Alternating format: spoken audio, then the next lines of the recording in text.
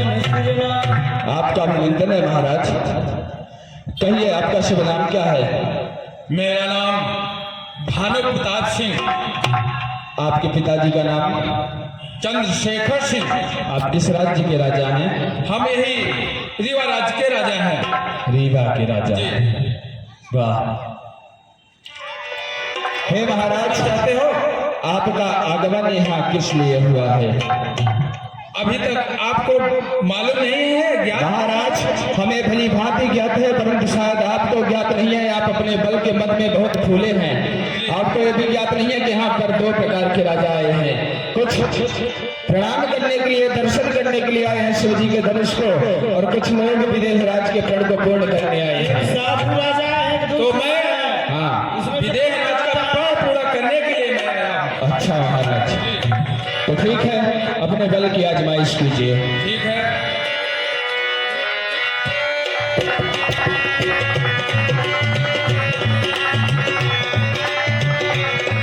महाराज बिल्कुल तोड़ दीजिए। हाँ, छोड़ दो।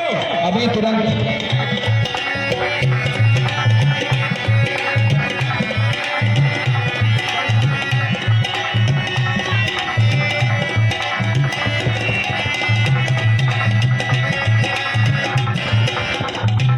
अभी तो वीरता की बहुत डींगे हाँक रहे थे महाराज। टूट गई, लड़की लाओ, लड़की लाओ। सार नहीं जाने रे कबार बार बार बखे, बचन सार कहे वीर न कहाई है। फूल को न फूल को न मोल को बनी है धन, धूल को नहीं जो उठाए चटकाई है। देवन के देव महादेव को पिना के रहा, यादों खलचले में तेरी कांच खड़ी आई है। बद्री सिंह दही के धोखे खैले कपास लूण, आज राज्यसभा तेरी नाक कट जाइए। चलिए महाराज किनारे हो जाइए, आपके बस की बात नहीं। राजा बहुत वीर दिखाई। हाँ जी, आपका नाम क्या है महाराज? हमारा नाम राम बाबू सिंह राजा। राम बाबू सिंह। ये राम आपका किसने रखा था? हमारे पूर्वज ने। कौन से? झप्पू लाल सिंह राजा। झप्पू लाल सिंह राजा। ये कौन है आपके? हमारे दादाजी हैं। उनके दादाजी का नाम क्या है? राम किशोर सिंह राजा। अच्छा, आपके पिताजी का नाम? श्री राम सिंह राजा। वाह, सब राम ही है क्या? हमारे पूर्वज प्रभु के नाम से ही जोड़कर नाम रखते थे महाराज जी। परंतु क्षत्रिय कभी भी काला तिलक नहीं लगाते। आप कैसे क्षत्रिय हो जो काला तिलक लगा कर आए? भगवान का तिलक है? नहीं है। विष्णु भगवान का मलयागिरी है, देवी जी का लाल चंदन है। किसका कहिए मैं बताऊं, आप काला तिलक क्यों लगाए? परंतु कोई बात नहीं, आप जिस कार्य के लिए आए वो करिए। शंकर जी का। शंकर जी काला तिलक नहीं लगाते, वो केवल स्मशान की राख लगाया करते हैं। आप जिस कार्य के लिए आए हैं आप वो कीजिए। मैं तो धनुष तोड़ने के लिए आया। तो फिर विलंब क्यों? धनुष आपके सम्मुख है। तोड़ दूं? अवश्य तोड़ डालूंगा। तो फिर पूछना क्या है? अगर आप वीर हैं तो अपने वीरता का प्रदर्शन कीजिए। ये छोटी सी धनुष क्या बात है? हमको लगता नहीं आप वीर हो। तो ठीक है, तोड़ ही देता हूं।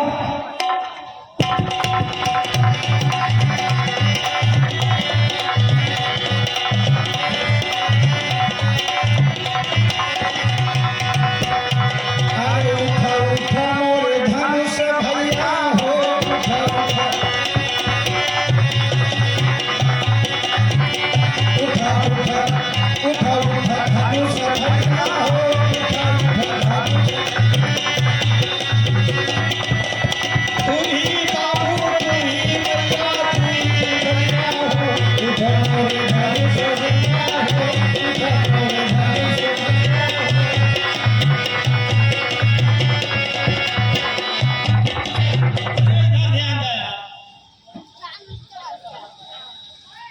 अरे भाई, पट पट की आवाज आ गई।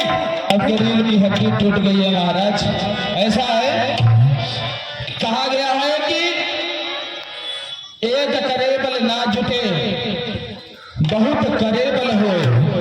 यानी जिस कार्य को एक नहीं कर सकता, अगर उसे अनेक मिलकर करें, यानी जिस कार्य को एक व्यक्ति नहीं कर सकता उसको कई व्यक्ति मिलकर करें तो कार्य अवश्य पूर्ण हो जाता है। इसलिए हे महाराज, आप सब एक साथ धनुष का खंडन कर दीजिए। जो भी वीर अलग अलग आजमाइश किए, सब निष्फल हुए। इसलिए अब आप सब एक साथ मिलकर धनवा का खंडन कर महाराज के व्रत को पूर्ण करिए। तो ये बताओ, सब लोग मिलकर धनुष को तोड़ेंगे तो विवाह किसके साथ? इसके दो नियम है महाराज, मैं आपको बताता हूँ। पहला तो ये कि धनुष तोड़ने के बाद राजाओं में युद्ध होगा, जो लास्ट में बचेगा जीवित उसी के साथ विवाह होगा। और दूसरा ये कि धनुष तोड़ते समय जो सबसे नीचे रहेगा उसका विवाह होगा। हे महाराज, आप सब तो सूर्य वंश के सिंह हैं, सिंहों के सम्मुख जय पाए ताकत तब इशारों की है, हिलमिल कर जान लड़ाओ सब जान की जान दारों की है। एक साथ मिलकर अपने बल की आजमाइश कीजिए। भूप सहस दसे कहि मारा, भूप सहस दसे कहि मारा, लगे मुझावन कवि तारा, बगैन शंभु सरासन कैसे, कामी वचन सती मन जैसे। टूट गई धनुष, टूट गई। ये देखो, नहीं महाराज, धनुष तो आप यहाँ से हिली भी नहीं, टूटने की बात तो दूर रही। आप सब अपने अपने मुख में कारिख लगाकर अपने अपने राज सिंहासन पर विराजमान होइए।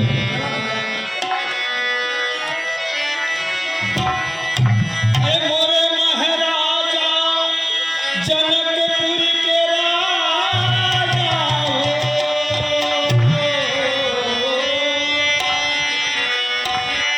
श्री हाथी भाई हारी किए राजा, मोरे महाराजा हो।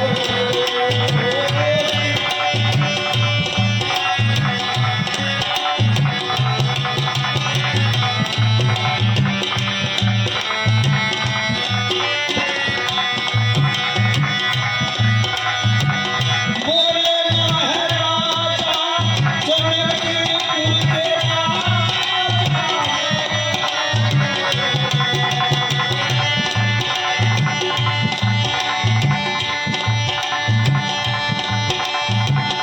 बैठे निज निज जाई समाजा, मोरे महाराजा हो। बैठे निज निज जाई समाजा, मोरे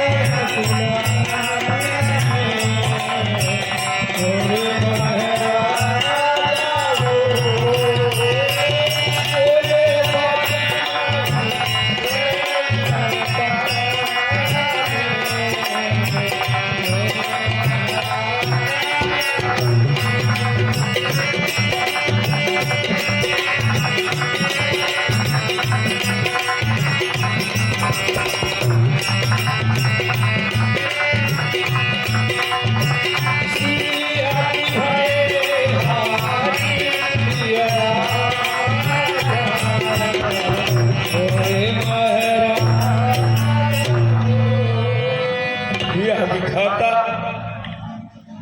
यह मैं अपने नेत्रों से क्या अवलोकन कर रहा हूँ। चंडेश्वर विनायक जैसी की तैसी यहाँ पे पड़ी है विधाता। मेरे प्रण को सुनकर देश देशांतर से राजा यहाँ पे उपस्थित हुए, परंतु किसी में इतनी जुर्रत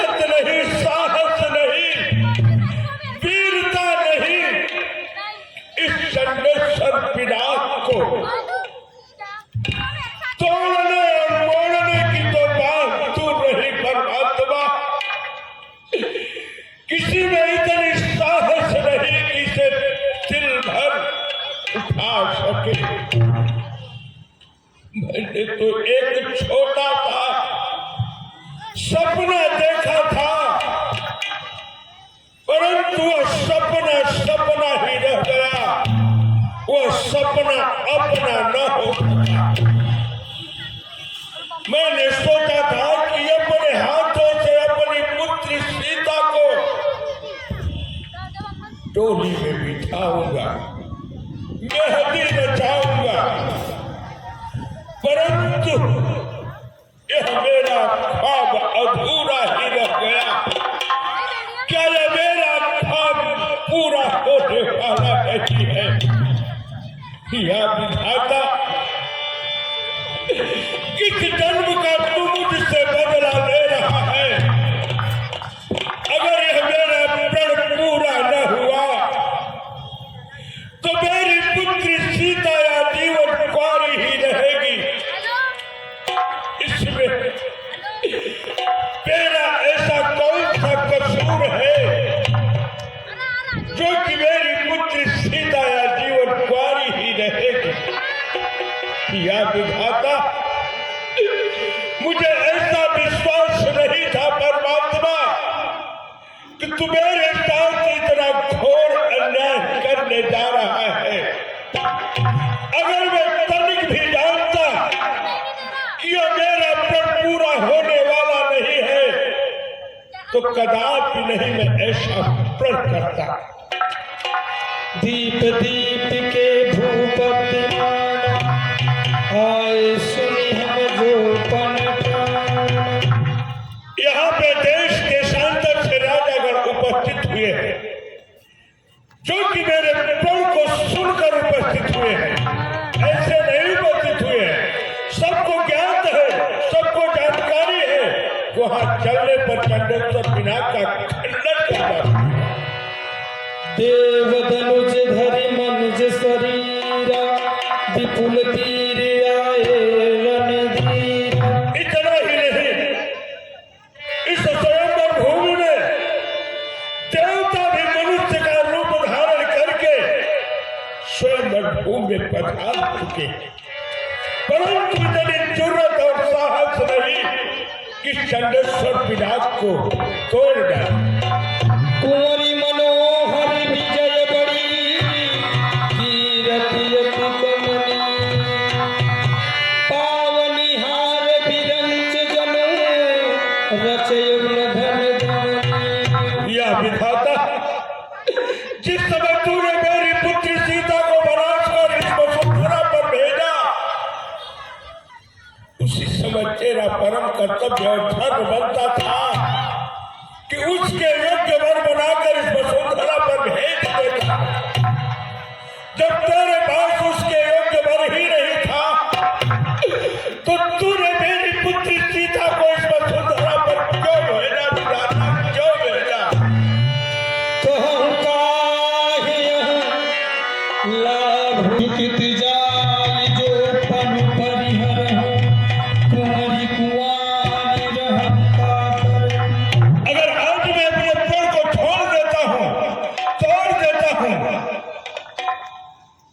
तो सारे जग में मेरी हंसी होगी और मुझे तो ऐसा प्रतीत हो रहा कि मैं अपने प्रण पर रहूंगा तो मेरी पुत्री सीता अवश्य आजीवन कुंवारी ही रहेगी, आजीवन कुंवारी ही रहेगी। जो जन त्यों बिनु भट भूमि भाई तो पन कर होते न हसाई।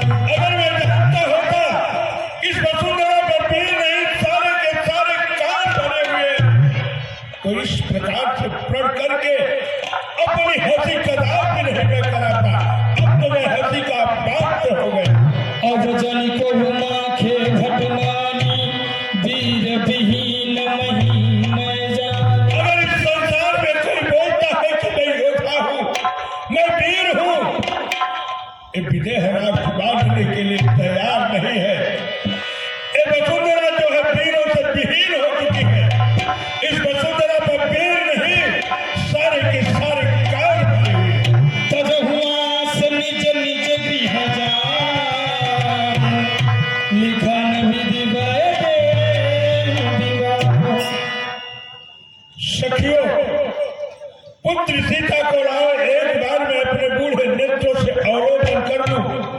कि मेरी लली क्या विचार करती होगी, क्या सोचती होगी। मैं भी तो एक बार अपने बूढ़े नेत्रों से अपने लली सीता का दर्शन तो कर लूं।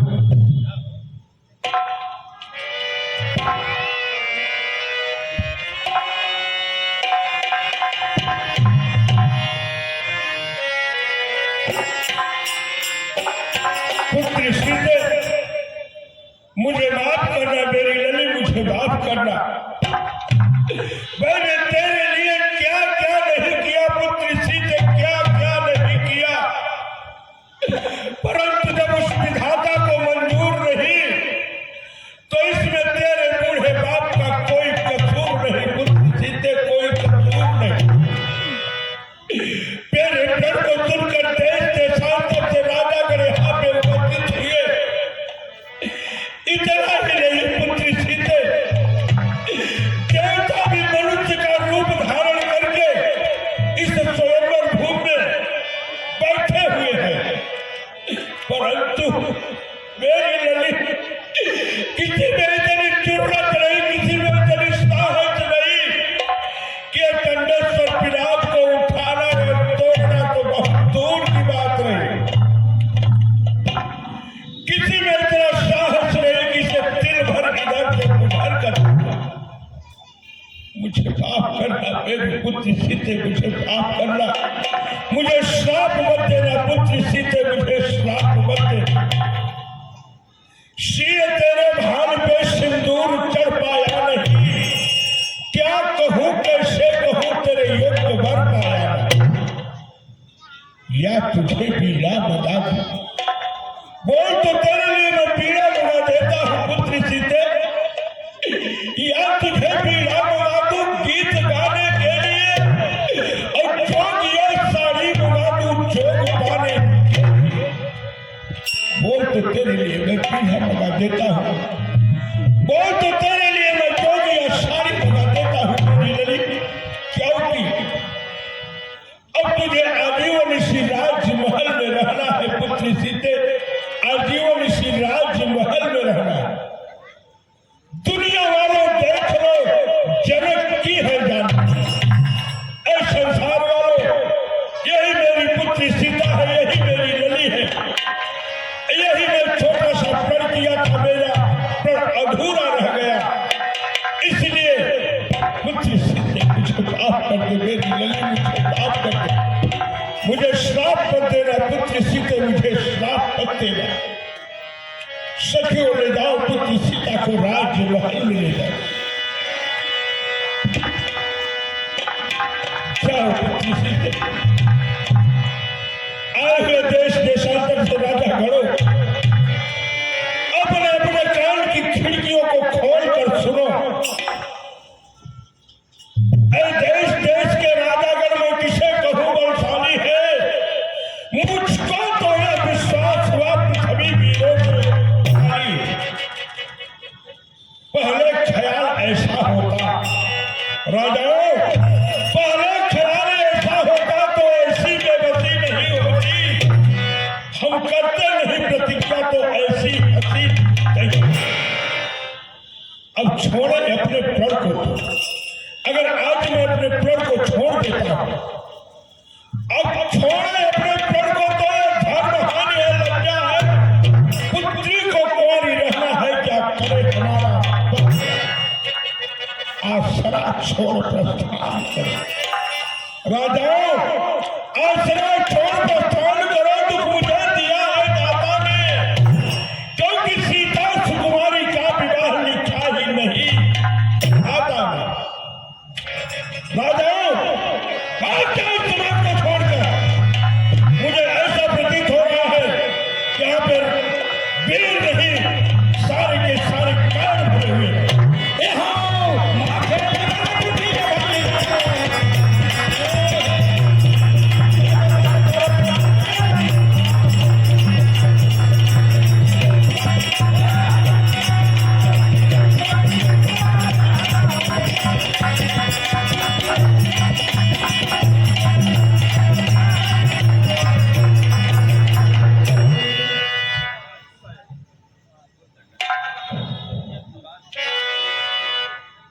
बस महाराज जनक, बस आपने बहुत गा लिया और यह लक्ष्मण ने बहुत सुन लिया। महाराज जनक, आपने क्या कहा, यह वीरों से धरती विहीन हो चुकी है। सच्चे योद्धा, सच्चे क्षत्रिय अपमान नहीं सह सकते हैं, और जिनको सुनने की ताव नहीं वह चुप कैसे रह सकते हैं। रघुवंशी वीरों की होती है, ऐसा भी कोई कहता है, जैसे भड़ा भाषण मिथिला के महाराज ने कहा। यह सब द्रवस से लगते हैं पृथ्वी वीरों से खाली है। मैं दृढ़ता पूर्वक कहता हूं, बलवानों की है यह पृथ्वी। जिस रोज बलवान ना होंगे उस रोज ना होंगे। अभिमान त्याग कर कहता हूं, आदेश आपका पाऊं तो इस धनवा की क्या औकात, सारा ब्रह्मांड खाऊं मैं। फिर कच्चे घड़े की समान दम में फोड़ फाड़ डालूं, या गाजर मूली की नाई की तरह तोड़ फाड़ डालूं। थल को जल, जल को थल, लाऊं तार तारों को और सुमेर की तरह पीस डालूं इस पृथ्वी और पहाड़।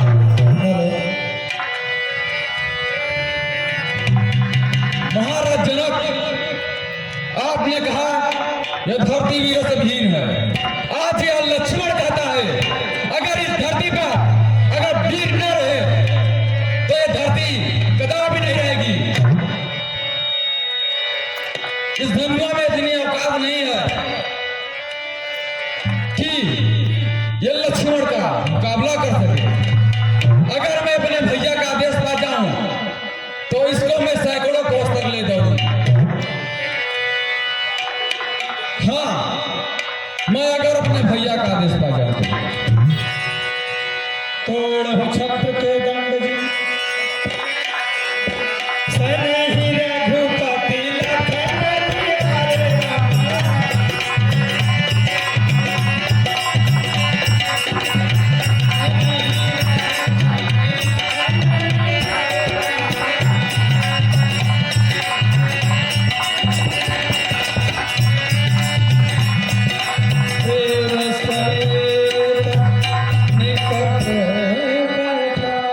भैया लक्ष्मण, इस प्रकार से तुम्हें महाराज जनक के ऊपर क्रोध नहीं करना चाहिए। कोई भी प्राणी हो, यदि वह कुछ कार्य करना चाहता हो, उसका कार्य पूरा न हो, अधूरा रह जाए तो उसे दुख होता है। और महाराज जनक ने एक छोटा सा प्रण किया, यदि उनका प्रण पूरा नहीं हुआ, अधूरा है, तो उन्हें दुख क्यों नहीं होगा। भैया लक्ष्मण, कि लड़ना नहीं अच्छा है भाई, कुछ लक्ष्मण करे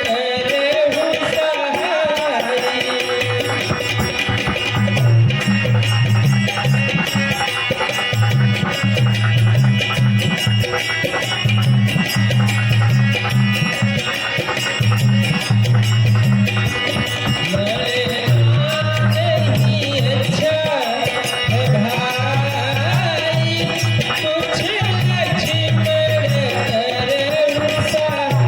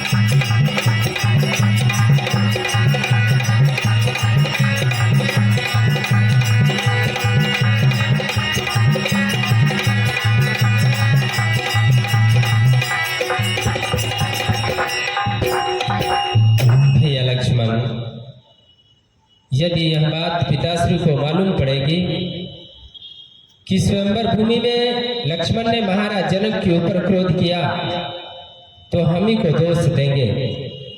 ये सारा संसार हमारी हंसी उड़ाएगा। यह संसार कहेगा कि जिस रघुकुल में बड़ों का सम्मान किया जाता है, जिस वंश में गुरु ब्राह्मण गौ की सेवा की जाती है, उनकी पूजा की जाती है, रक्षा और सहायता किया जाता है, बड़ों का सम्मान किया जाता है, उसी वंश में लक्ष्मण ने महाराज जनक के ऊपर क्रोध किया। ये सारा संसार हम पर हंसेगा।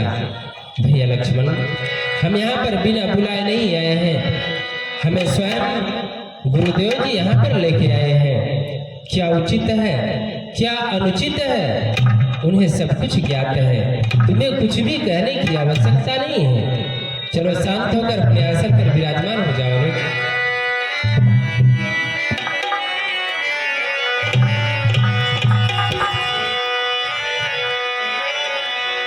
विश्वामित्र सभय शुभ बोले अति स्नेह मृदुगान, उठहु राम रंजन भव चापा, मेटहु तात जनक परिताप। पुत्र राम और विदेहराज की मनोकामना पूर्ण करके और शिव धनुष को खंडन करके सुनि गुरु वचन चरण सिद्धावा, शुभ साधन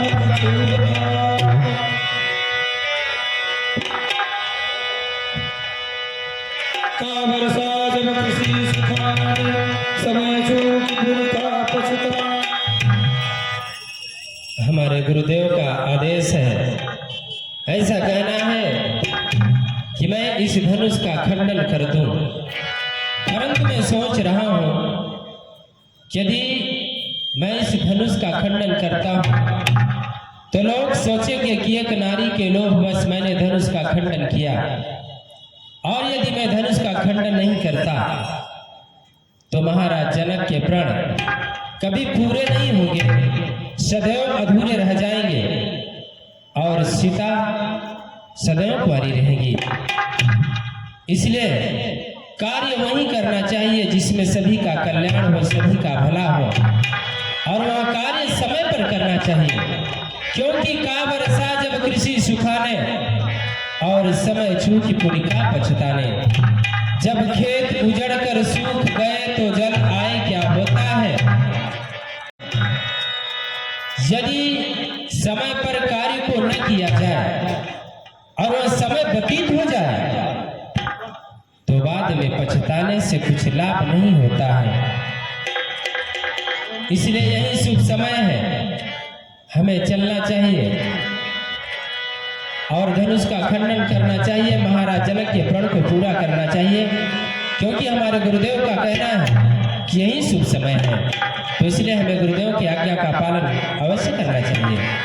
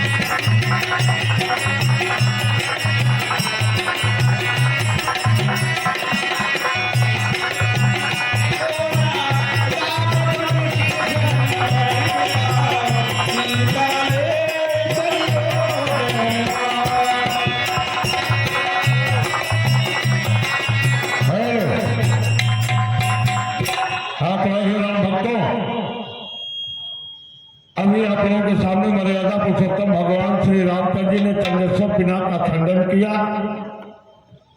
अब जगत की जननी मां सीता वरमाला लेके आप लोगों के सामने सीताराम विवाह पाप खाली कन्यादान में जिससे जो भी बल पड़े